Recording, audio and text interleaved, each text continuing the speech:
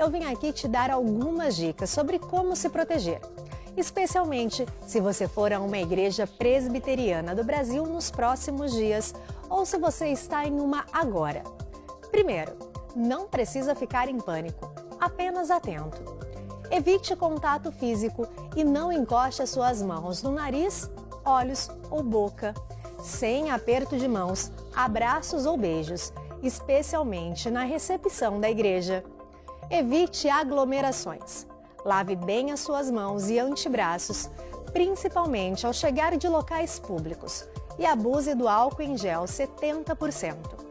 Mantenha seu celular, relógio e itens de uso constante bem higienizados. E não compartilhe itens de uso pessoal. Use máscaras e, se você estiver com algum sintoma, procure um médico imediatamente. No mais, mantenha-se saudável, alimente-se bem e durma pelo menos 7 horas por noite. Lembrando que o vírus é transmitido pelo ar e pelo contato. Então, cuide-se e busque informações em fontes confiáveis.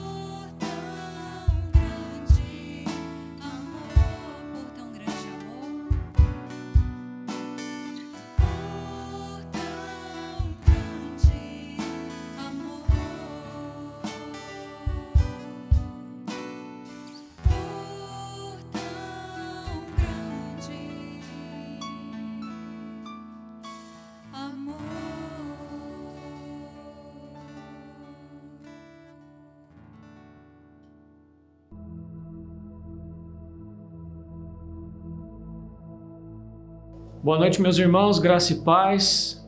Estamos aqui reunidos virtualmente, mais uma vez, para adorarmos o nome do nosso Deus. Hoje, esse domingo em que nós celebramos a ressurreição de Jesus, eu quero convidar você e a sua família a abrirem a palavra de Deus no Salmo de número 16, para a leitura dos versos 8 a 11, onde nós lemos o seguinte, o texto da palavra de Deus.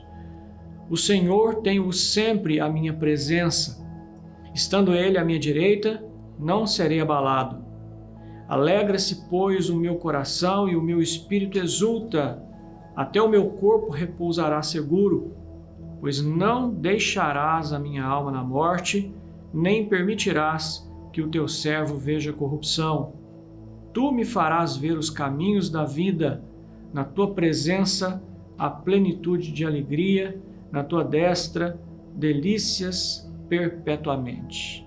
Com esta passagem que faz referência ao fato de Jesus ter sido ressuscitado pelo poder de Deus, nós iniciamos esse nosso culto de adoração, culto de gratidão, culto em que nós reverenciamos o nosso Salvador que venceu a morte, que está sentado à destra do Pai, cujo Espírito caminha junto conosco, habita em nós, está na igreja, nos concedendo que sejamos vitoriosos para a glória dele mesmo e aguardamos a volta gloriosa do nosso Senhor que vive e reina e haverá de reinar eternamente.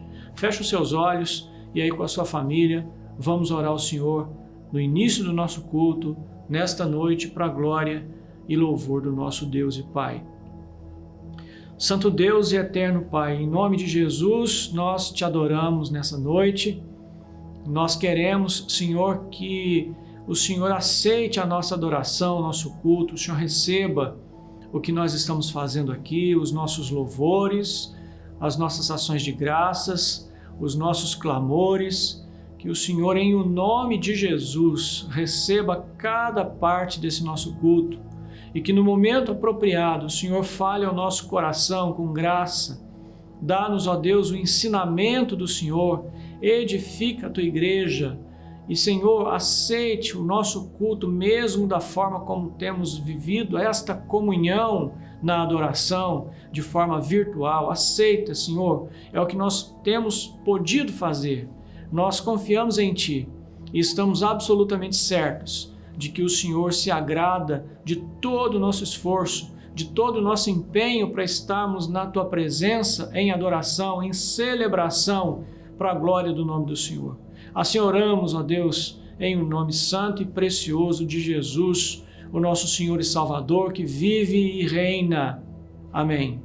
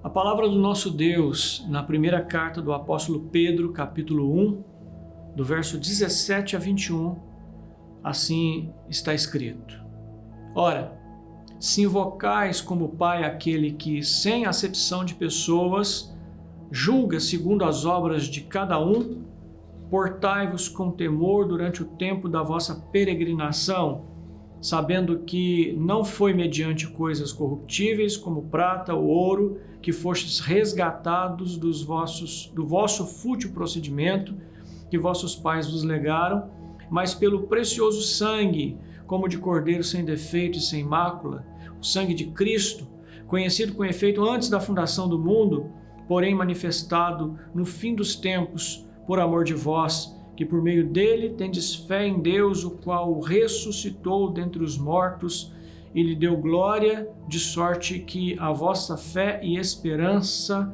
estejam em Deus. O Senhor Jesus pagou um altíssimo preço para a nossa redenção. No poder do Deus Todo-Poderoso, o Pai Celeste, que tem um plano muito bem estabelecido que haverá de se cumprir à risca, ele foi ressuscitado. E por causa da paixão, da morte, da ressurreição de Jesus, do sangue do Cordeiro derramado naquela cruz, é que nós temos reconciliação com Deus. Aquela reconciliação que Deus nos ofereceu naquele instante pontual, quando Ele nos converteu a Ele mesmo. E uma restauração e reconciliação que acontece todos os dias, em todos os momentos em que eu e você nos colocamos diante do Senhor, confessando os nossos pecados, esperando na graça, esperando que o Senhor renove a nossa comunhão. É pelo sangue precioso do Cordeiro de Deus que nós temos a nossa alma limpa, purificada. Por isso, meu irmão, minha irmã, eu quero convidar você agora a se colocar diante de Deus e a confessar pecados. Passe a sua vida em revista. Pense em como foi sua semana, nas palavras que você tem dito, para onde os seus olhos estão olhando e focando, aquilo que faz parte da cogitação do seu coração. Esse é um momento em que todos nós devemos rever a nossa postura, para que então, sendo descoberta alguma inadequação, nós a coloquemos diante de Deus e, confiados no sangue do Cordeiro, esperarmos o perdão e a misericórdia do Senhor. Eu quero convidar você a fazer uma oração de contrição, uma oração de confissão de pecados. Durante alguns instantes, durante 1 minuto, você aí na sua casa, com a sua família, ajoelhe-se, fale com Deus, coloque-se diante do Senhor e confesse pecados na presença do nosso Deus. Vamos orar.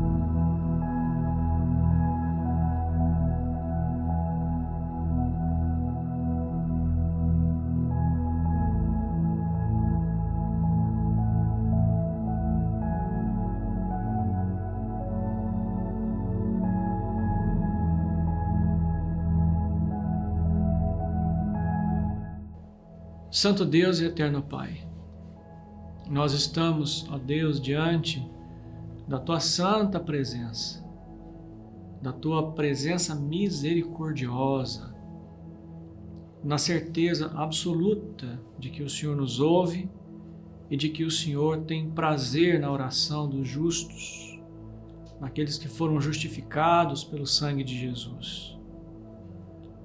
Muito obrigado a Deus, porque esse é o nosso caso. O Senhor nos justificou no sangue do Cordeiro de Deus. E por isso nós podemos adentrar a Tua presença com coragem, com ousadia, com intrepidez, respeitosamente. E assim o fazemos, ó Deus, confessando os nossos pecados, reconhecendo as nossas inadequações e esperando, ó Deus, com certeza de vitórias, que o Senhor cumpra a Tua palavra, perdoando os nossos pecados, lavando-nos completamente, restaurando a nossa comunhão contigo e renovando a alegria da salvação que deve fazer parte do nosso coração.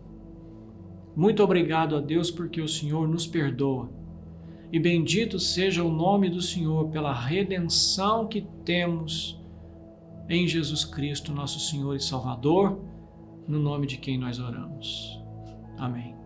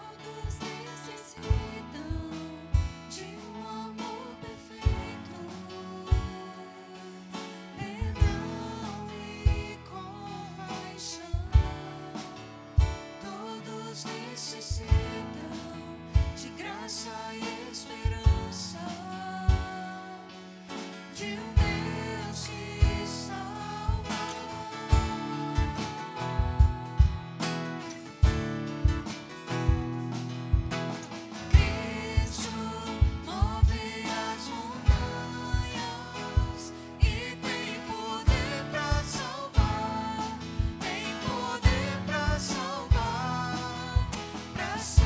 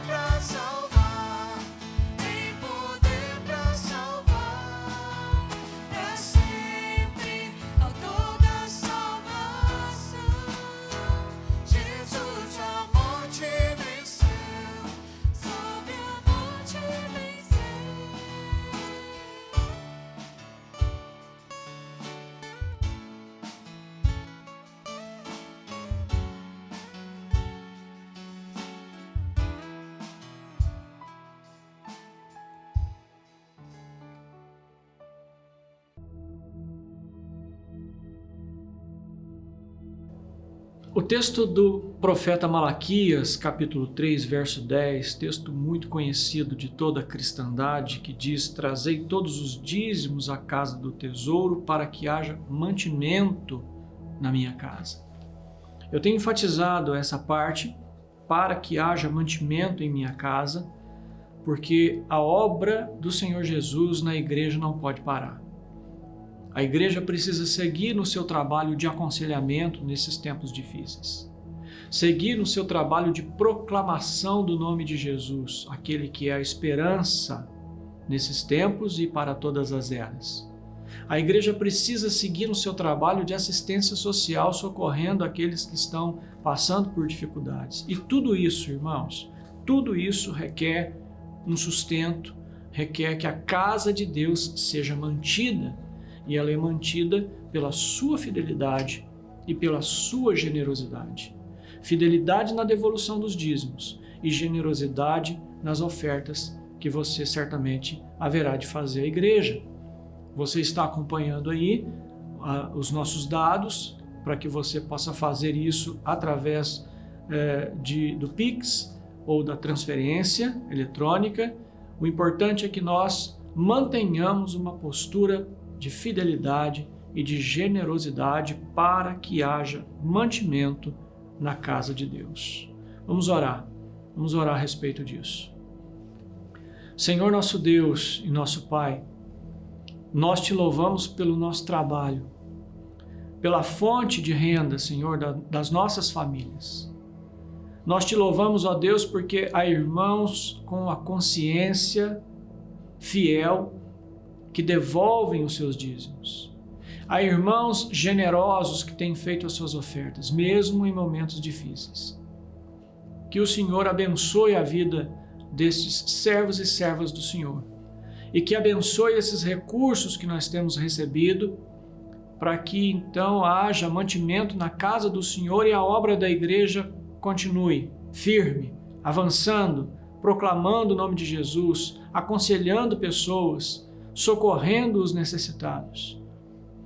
E, Senhor, aproveitamos para pedir ao Senhor que abra oportunidades, que dê oportunidades e abra portas de trabalho para os nossos irmãos desempregados, para aqueles que, mesmo não sendo irmãos na fé, estejam precisando de defender o pão de cada dia.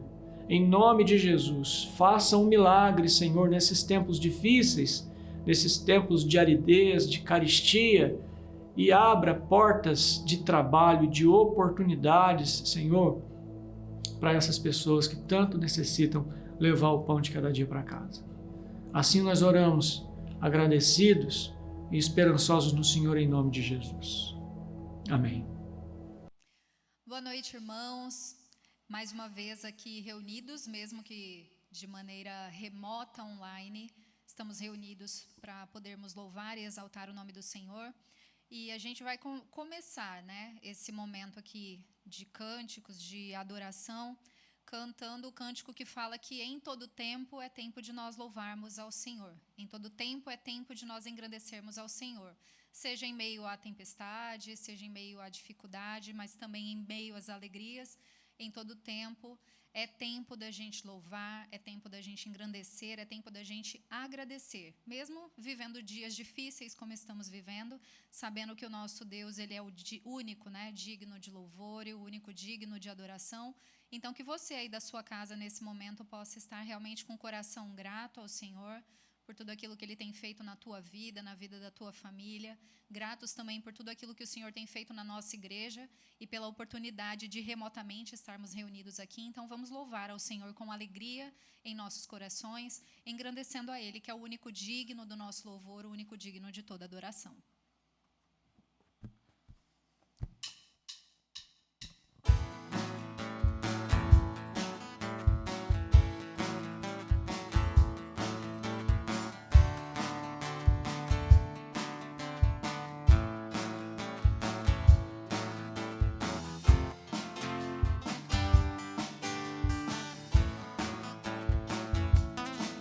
Em todo tempo eu louvarei o Senhor, sempre estarei.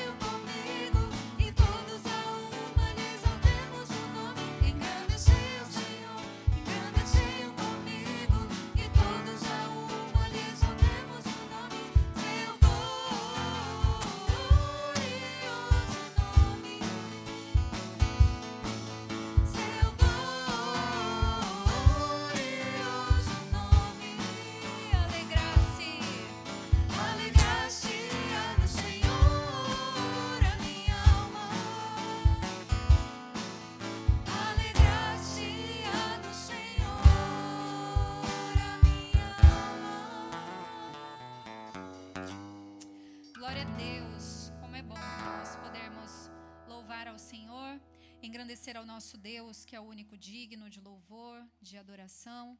E durante o próximo cântico agora, você que está em casa também pode fazer a sua oração, dizendo que nas mãos do Senhor nós podemos descansar e que o nosso coração é totalmente dependente, né? Nosso coração está totalmente voltado para o nosso Deus e que a gente cante esse cântico que diz que sim, eu creio em Ti, Jesus, eu pertenço a Ti, Jesus, fazendo desse cântico também a nossa oração.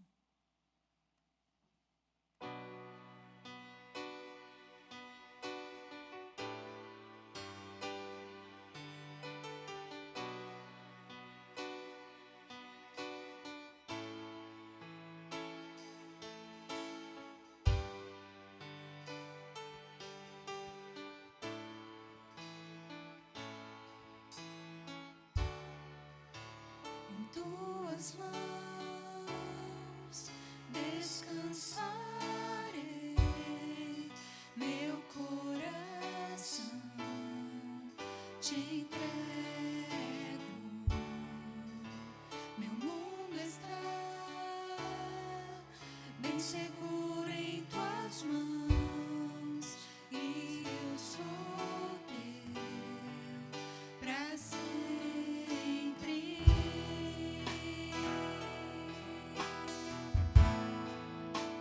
Sim, eu creio em Ti, Jesus, eu pertenço a Ti, Jesus, a razão do meu viver, a razão do meu louvor, com tudo que sou.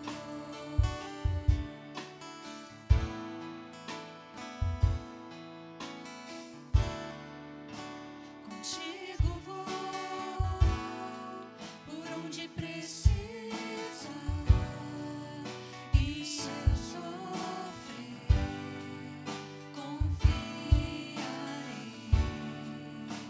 eu viverei conforme o Teu querer e o Teu amor pra sempre.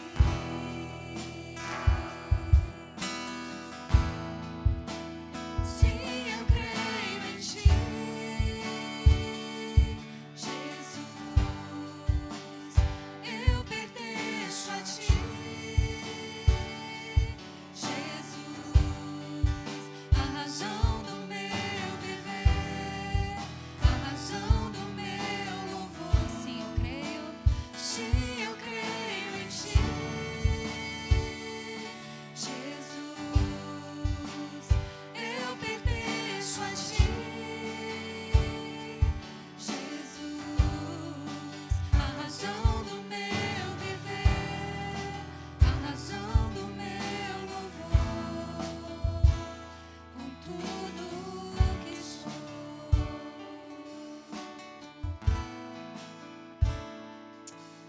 Deus, nós te rendemos, Senhor, todo louvor, te rendemos toda adoração, nessa plena convicção, ó Pai, de que nós cremos em Ti, de que a nossa vida pertence ao Senhor e de que se não fosse o Senhor, nós não estaríamos aqui, ó Pai, nesse momento. Muito obrigada, ó Pai, porque em toda e qualquer circunstância nós temos o Senhor, que é a nossa rocha, que é a nossa fortaleza, quem nos socorre e a quem nós podemos nos recorrer, Senhor, em todos os momentos.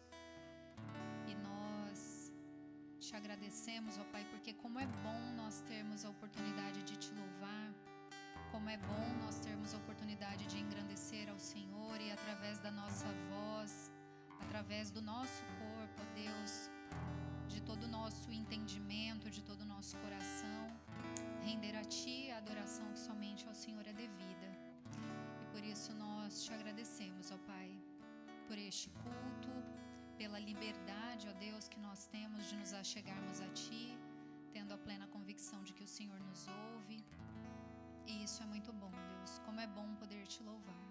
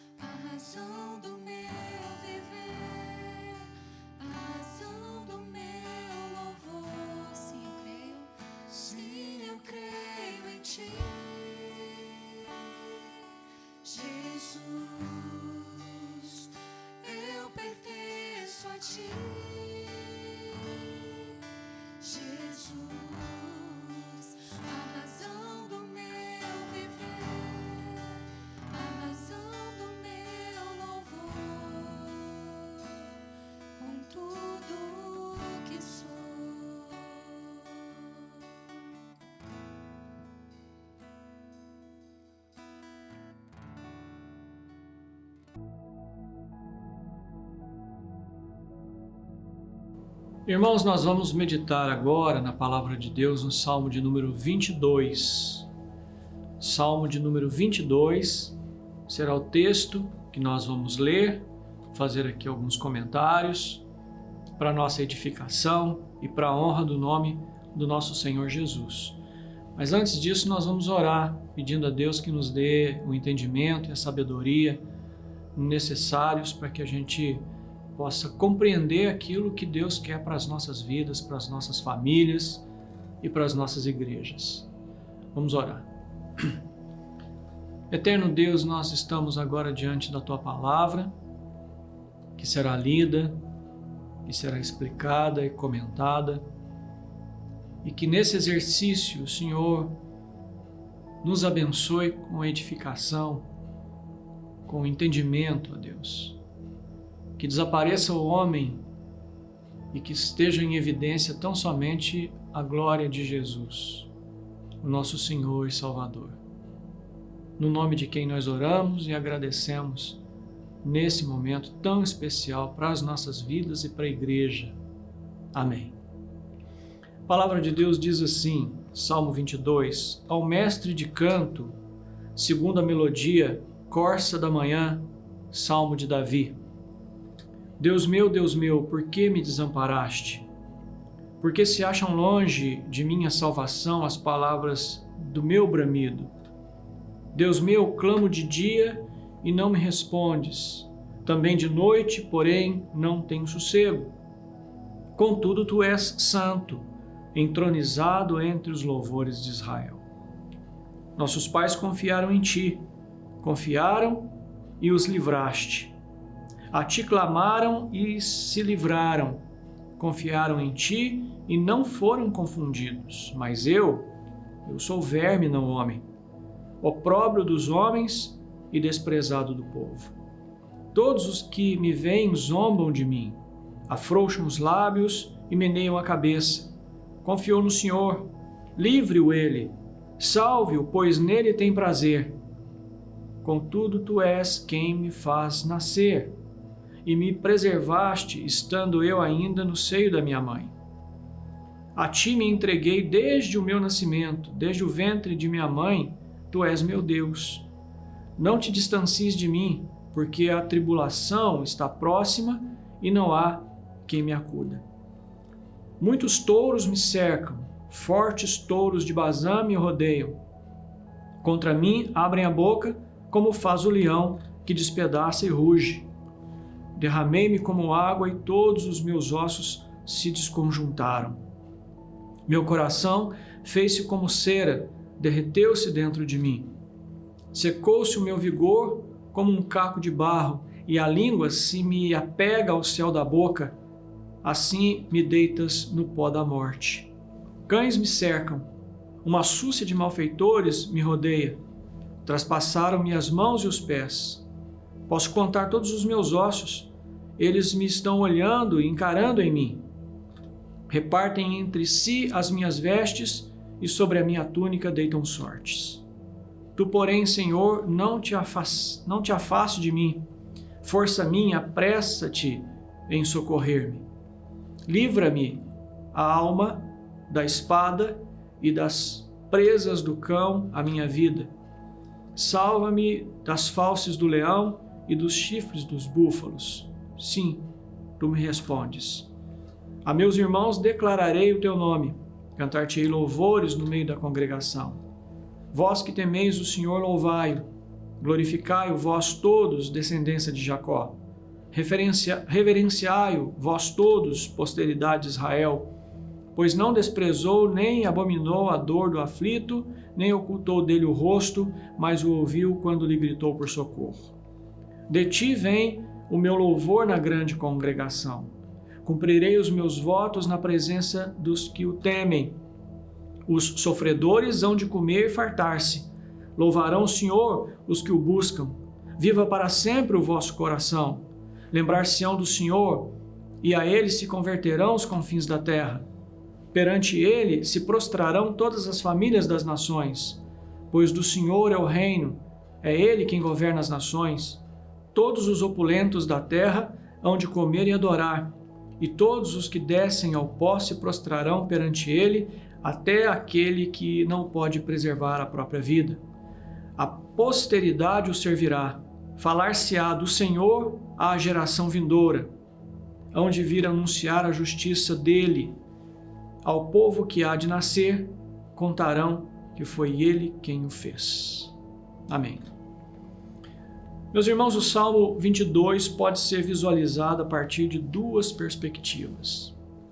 Uma diz respeito ao momento histórico vivido por Davi, o autor do Salmo. O Salmo 22, nesse caso, é um cântico de lamento, onde Davi faz súplicas a Deus por causa de alguma aflição que passava. O reformador Calvino diz que nesse salmo Davi se queixa de ser reduzido a circunstâncias tais de angústia que ele se assemelhava a um homem em total desprezo. A outra perspectiva do salmo diz respeito ao seu caráter profético. O Salmo 22 coloca em evidência, traz à tona a profecia de Isaías 53. E o caráter do salmo profético é confirmado pelo fato de que ele é citado 13 vezes no Novo Testamento, sendo 9 dessas vezes, dessas citações, encontradas só no relato do martírio de Jesus. Uma curiosidade digna de nota é que nos dias de Agostinho, lá no século IV e V da era cristã, esse salmo era cantado na celebração da ceia, nas festividades da Páscoa cristã. Agora, o que esse salmo revela para nós? O que ele tem para nos dizer? Do que nós podemos desfrutar lendo esse salmo nos dias de hoje? O salmo coloca em destaque duas grandes verdades eternas. Duas grandes verdades eternas. Tais verdades jamais devem ser esquecidas pela igreja. Elas são a essência da legítima pregação do Evangelho. São essas verdades que têm o poder de Deus para salvar todo aquele que crê e transformar toda a vida daquele que se entrega a Jesus. A primeira verdade anunciada pelo Salmo 22 é: o Deus justo, santo e amoroso não pôde fazer vistas grossas para o pecado. No verso 3, o Messias reconhece que Deus é soberano e absolutamente santo. Soberano e santíssimo. Diz ele: tu és santo, entronizado entre os louvores de Israel. A justiça de Deus, que é proveniente da sua santidade, exigia que o pecado de Adão fosse punido com morte. É como escreve o apóstolo Paulo aos Romanos: porque o salário do pecado é a morte. Romanos capítulo 6, verso 23. E amorosamente Deus resolveu assumir sobre si essa punição do pecado na pessoa do seu Filho. A esse respeito, Isaías profetiza, você certamente se lembra, capítulo 53, versos 4 a 6. Certamente ele tomou sobre si as nossas enfermidades e as nossas dores levou sobre si. E nós o reputávamos por aflito, ferido de Deus e oprimido. Mas ele foi traspassado pelas nossas transgressões e moído pelas nossas iniquidades. O castigo que nos traz a paz estava sobre ele, e pelas suas pisaduras fomos sarados. Todos nós andávamos desgarrados como ovelhas. Cada um se desviava pelo caminho, mas o Senhor fez cair sobre ele a iniquidade de todos nós. O Salmo 22 descreve o pacote de sofrimentos que moeram Jesus até a sua morte por causa do pecado. O primeiro sofrimento relatado no Salmo foi o abandono de Deus. Nos versos 1 e 2 nós lemos: Deus meu, por que me desamparaste? Por que se acham longe de mim a salvação, as palavras de meu bramido? Deus meu, clamo de dia e não me respondes. Também de noite, porém, não tenho sossego. No alto da sua cruz, o Senhor Jesus recitou as primeiras palavras do verso 1. Você se lembra? a narrativa de Mateus, capítulo 27, verso 26, disse o Senhor Jesus lá, Eli, Eli, lama sabachthani, o que quer dizer, Deus meu, por que me desamparaste? Essa pergunta de Jesus é muito significativa, ela demonstra que Jesus estava ocupando a nossa posição em relação a Deus por causa do pecado, e essa posição é de separação. A humanidade caída está separada de Deus, e Jesus assume esta posição de separado do Senhor. Certo comentarista bíblico afirma que o homem perfeito que sempre fez a vontade do Senhor experimentou a terrível desolação de ser separado de Deus. Apesar de não ter pecado, voluntariamente Jesus assumiu o nosso lugar na cruz como um verme maldito e abandonado. E além disso, para que a redenção pudesse ser completada, Deus não poderia livrar Jesus dos seus sofrimentos. Para que houvesse salvação, o Pai tinha que sofrer com o Filho, abandonando no alto daquela cruz. O segundo sofrimento do Messias, descrito pelo Salmo 22, foi a condição de miséria. No verso 6 nós lemos, mas eu sou verme, não homem. Essa expressão é uma metáfora para aquela posição mais baixa que um ser humano pode chegar. Trata-se de uma condição de terrível miséria, de modo que João Calvino se refere a ela como a precipitação no mais profundo abismo de toda espécie de calamidades. A expressão verme, referindo-se a uma pessoa, também descreve alguém sob terrível maldição. Trata-se de um maldito, de um ferido de Deus e oprimido. E a cruz onde Jesus estava, de onde Jesus pendia, era a maior prova disso, porque as Escrituras afirmam em Deuteronômio capítulo 21, verso 23, que o que for pendurado no madeiro é maldito de Deus. O terceiro sofrimento de Jesus, mencionado no Salmo 22, foi o desprezo dos homens. Isaías 53 pré-anuncia dizendo que Jesus era desprezado e o mais rejeitado entre os homens. Homem de dores e que sabe o que é padecer. E como um de quem os homens escondem o rosto, era desprezado, e dele não fizemos caso. Essa profecia é detalhada nos versos 6 a 8 do Salmo 22. Ali nós lemos, mas eu sou verme e não homem, opróbrio dos homens, vergonha da raça humana e desprezado do povo.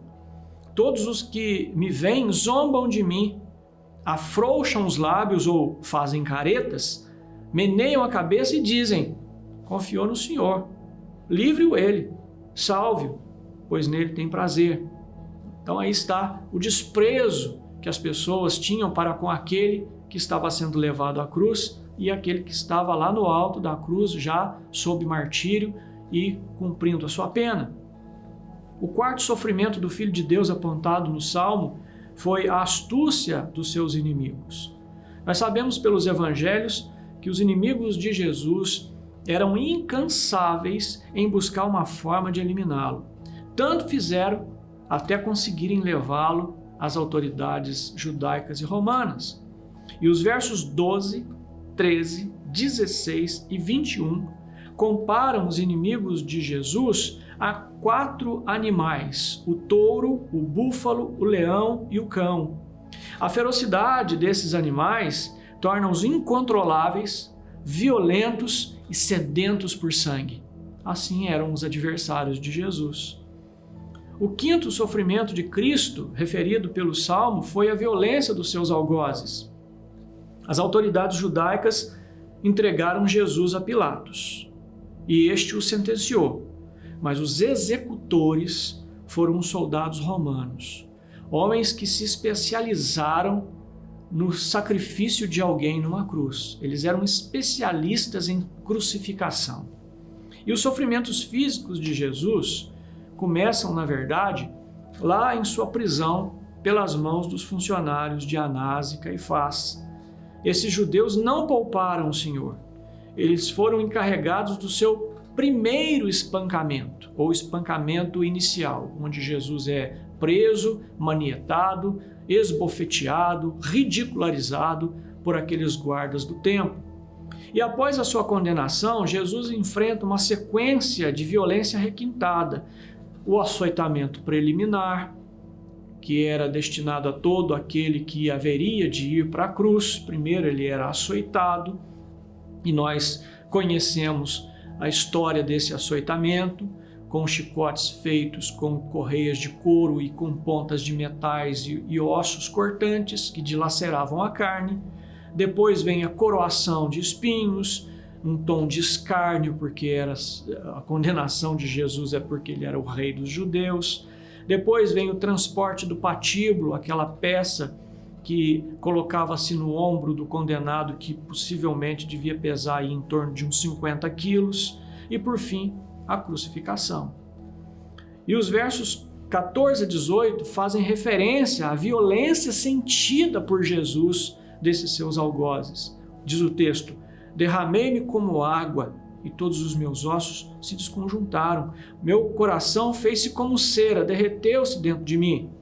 Secou-se o meu vigor como um caco de barro e a língua se me apega ao céu da boca. Assim me deitas no pó da morte. Cães me cercam, uma súcia de malfeitores me rodeia. Transpassaram-me os pés e as mãos. Posso contar todos os meus ossos. Eles me estão olhando e encarando em mim. Repartem entre si as minhas vestes e sobre a minha túnica deitam sortes. Os sofrimentos do Messias. A segunda verdade anunciada pelo Salmo 22 é que todo esse sofrimento ao qual Jesus se submeteu não foi em vão. A morte de Jesus trouxe resultados imediatos. E num primeiro momento nós vemos esse resultado descrito no Evangelho de Mateus, capítulo 27, versos 51 a 54, que eu vou ler para você. E assim dizem: eis que o véu do santuário se rasgou em duas partes de alto a baixo, tremeu a terra, fenderam-se as rochas, abriram-se os sepulcros e muitos corpos de santos que dormiam ressuscitaram. E saindo dos sepulcros, depois da ressurreição de Jesus, entraram na cidade santa e apareceram a muitos. O centurião, isso que com ele guardavam a Jesus, vendo o terremoto e tudo o que se passava, ficaram possuídos de temor e disseram: verdadeiramente este era filho de Deus. Então percebam que imediatamente após a morte de Jesus já se vê resultados disso. O véu se rasga, o acesso à presença de Deus está aberto, mortos ressuscitam e pessoas declaram e reconhecem que Ele é filho de Deus. Não foi em vão o sacrifício de Jesus. Logo em seguida, os evangelhos descrevem a ressurreição de Jesus e os seus efeitos na vida dos crentes. Isso fica muito evidente quando nós lemos em sequência o Evangelho de Lucas e Atos dos Apóstolos. A história de Jesus, a encarnação de Jesus, os milagres de Jesus, os ensinos de Jesus, a paixão, a morte, a ressurreição de Jesus e em seguida a descida do Espírito Santo, a formação da igreja, o avanço do Evangelho. Tudo isso descrito como resultado imediato do sacrifício de Jesus, dos sofrimentos de Jesus. O Salmo 22 pré-anuncia os efeitos positivos do sacrifício vicário de Jesus. Ele antecipa o que haveria de acontecer. Primeiro, o Salmo demonstra que Deus não abandonou Jesus. Os versos 19 a 24 mostram Jesus afirmando que o Pai o acompanhou providencialmente. Tu, porém, Senhor, não te afaste de mim. Força minha, apressa-te em socorrer-me. Livra a minha alma da espada e das presas do cão a minha vida. Salva-me das fauces do leão e dos chifres dos búfalos. Sim, tu me respondes, pois não desprezou, nem abominou a dor do aflito, nem ocultou dele o rosto, mas o ouviu quando lhe gritou por socorro. Deus, o Senhor, estava acompanhando Jesus. Em segundo lugar, meus irmãos, o Salmo faz referência à vitória de Jesus sobre a cruz. Deus não deixaria a alma de Jesus na morte. E os versos 22 a 26 fazem menção à ressurreição do Senhor. Assim nós lemos: a meus irmãos declararei o teu nome, cantar-te-ei louvores no meio da congregação. Vós que temeis o Senhor, louvai-o, glorificai-o vós todos, descendência de Jacó, reverenciai-o vós todos, posteridade de Israel, pois não desprezou, nem abominou a dor do aflito, nem ocultou dele o rosto, mas o ouviu quando lhe gritou por socorro. De ti vem o meu louvor na grande congregação, cumprirei os meus votos na presença dos que o temem. Os sofredores hão de comer e fartar-se, louvarão o Senhor os que o buscam. Viva para sempre o vosso coração. É impossível lermos essa passagem e não vermos aqui uma celebração à vida, uma celebração do triunfo daquele que estava na angústia, o triunfo daquele que estava na posição mais baixa de miséria e separado de Deus. Aqui é uma clara referência, em linguagem poética, à vitória de Jesus sobre a morte. E em terceiro lugar, o Salmo faz referência a um povo que emerge vitorioso como fruto do penoso trabalho do Messias. Nesse ponto, o Salmo faz coro com Isaías 53, versos 10 e 11, onde nós lemos: quando der ele a sua alma como oferta pelo pecado, verá a sua posteridade e prolongará os seus dias, e a vontade do Senhor prosperará nas suas mãos. Ele verá o fruto do penoso trabalho da sua alma e ficará satisfeito. O meu servo justo, com o seu conhecimento, justificará muitos, porque as iniquidades deles levará sobre si. Salmo 22 aponta para esse povo vitorioso nos versos 27 a 31. Diz assim: lembrar-se-ão do Senhor, e a ele se converterão os confins da terra. Perante ele se prostrarão todas as famílias das nações. Pois do Senhor é o reino, é ele quem governa as nações. Todos os opulentos da terra hão de comer e adorar, e todos os que descem ao pó se prostrarão perante ele, até aquele que não pode preservar a própria vida. A posteridade o servirá, falar-se-á do Senhor à geração vindoura, hão de vir anunciar a justiça dele, ao povo que há de nascer, contarão que foi ele quem o fez. Esses versos do Salmo 22 nos levam ao vislumbre de João no Apocalipse, capítulo 7, versos 9 e 10. O vislumbre que João tem desse grande povo, dessa multidão que resulta do sacrifício do Messias, ou da vitória do Messias. Lá em Apocalipse nós lemos assim: depois destas coisas vi, e eis grande multidão que ninguém podia numerar, de todas as nações, tribos, povos e línguas, em pé, diante do trono e diante do Cordeiro, vestidos de vestiduras brancas, com palmas nas mãos, e clamavam em grande voz, dizendo: ao nosso Deus que se assenta no trono e ao Cordeiro pertence a salvação. Que maravilha, irmãos! A vitória de Jesus gerou um povo que haverá de estar na presença do Cordeiro de Deus no futuro não muito distante. E terminando, as Escrituras do Antigo Testamento fazem incontáveis referências a Jesus e ao seu ministério messiânico. O próprio Senhor Jesus afirma que toda a Escritura fala a seu respeito. Lembramos aqui, por exemplo, da célebre afirmação de Jesus em João 5,39: examinais as Escrituras, porque julgais ter nelas a vida eterna, e são elas mesmas que testificam de mim. O apóstolo Paulo também encontrou claras indicações a respeito de Cristo no Antigo Testamento. Escrevendo aos Coríntios, por exemplo, ele afirma: antes de tudo vos entreguei o que também recebi, que Cristo morreu pelos nossos pecados, segundo as Escrituras, e que foi sepultado e ressuscitou ao terceiro dia, segundo as Escrituras. E finalmente, quando o Senhor Jesus caminhava com aqueles discípulos de Emaús, ele se encarregou de aquecer o coração daqueles irmãos. Lucas nos diz que, começando por Moisés, discorrendo por todos os profetas, Jesus expunha-lhes o que a seu respeito constava em todas as Escrituras.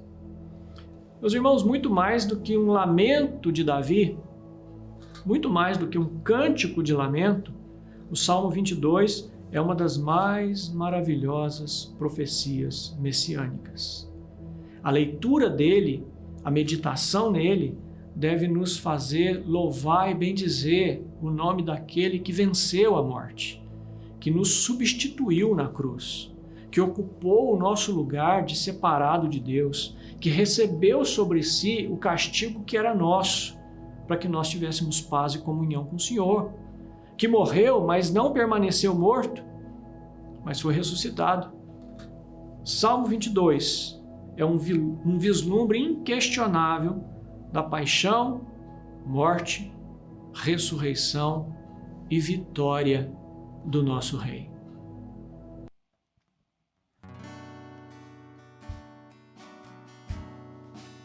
És o Cordeiro que pelos nossos pecados foi esmagado sem dizer uma só palavra, se entregou aos cravos, derramou sua vida até a morte, provando a ira amarga pra nos dar sua doce graça e nos fazer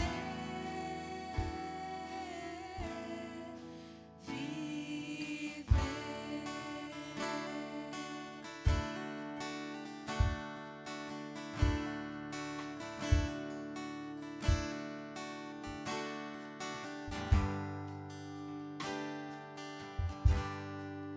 Ele não tinha qualquer beleza ou majestade pra nos atrair. Nada havia em sua aparência para o desejar,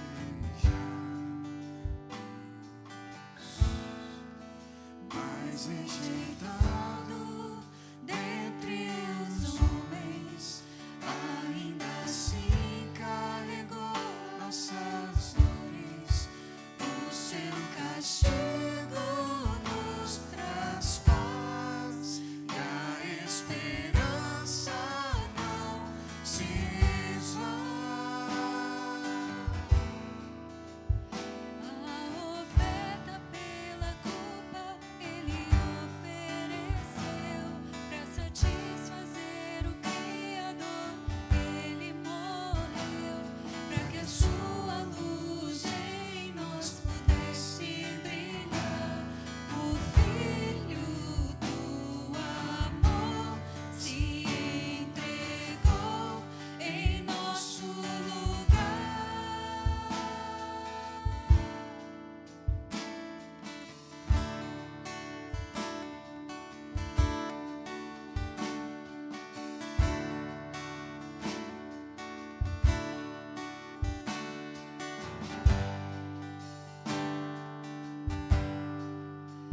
Mas rejeitado dentre os homens, ainda assim carregou nossas dores.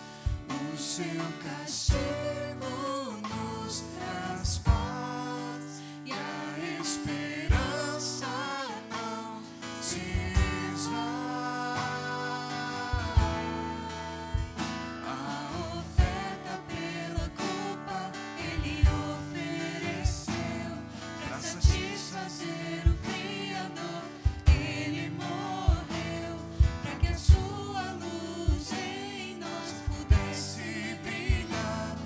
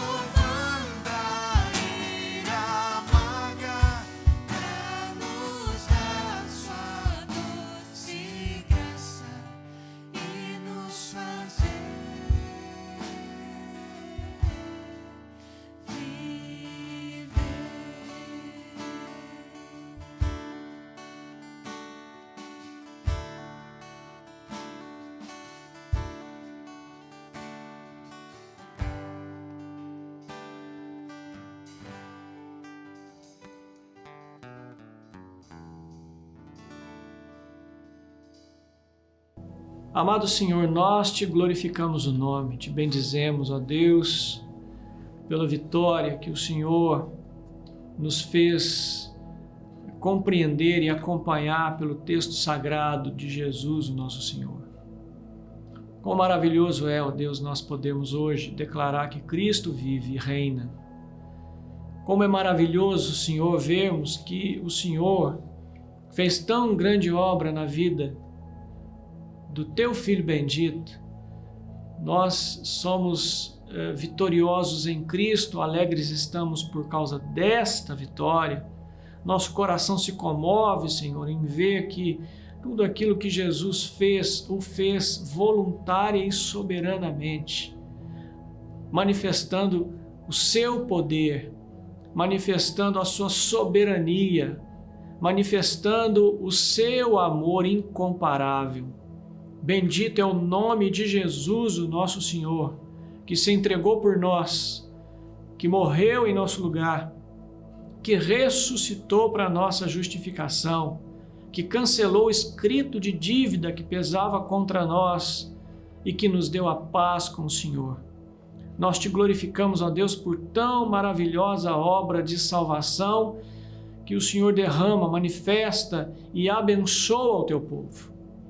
Ajuda-nos, ó Deus, a respondermos ao teu amor com o nosso amor, a respondermos, Senhor, à tua fidelidade, às tuas promessas, com a nossa fidelidade ao Senhor. Ajuda-nos, ó Deus, a sermos proclamadores com autoridade e poder da grandiosidade que é o Evangelho, que traz em si a vitória do nosso Redentor. Abençoe a tua igreja, Senhor, e faça-nos caminhar altaneiramente, pregando, anunciando que o Senhor Jesus reina, vive e haverá de voltar. Que seja assim, Senhor, para nossa alegria, satisfação, refrigério das nossas almas e para a glória do teu Filho, Jesus, no nome de quem nós oramos. E agora, irmãos, ide em paz, e que a graça do nosso Senhor e Salvador Jesus Cristo, o amor de Deus e a comunhão do Espírito Santo repousem sobre todos vós, hoje e para todo sempre, em o nome do Pai, do Filho e do Espírito Santo. Amém. Amém, meus irmãos. Deus os abençoe. Uma excelente semana para vocês e que a vitória de Jesus na cruz traga consequências práticas no seu dia a dia, no seu trabalho, na sua família, na sua vida com Deus.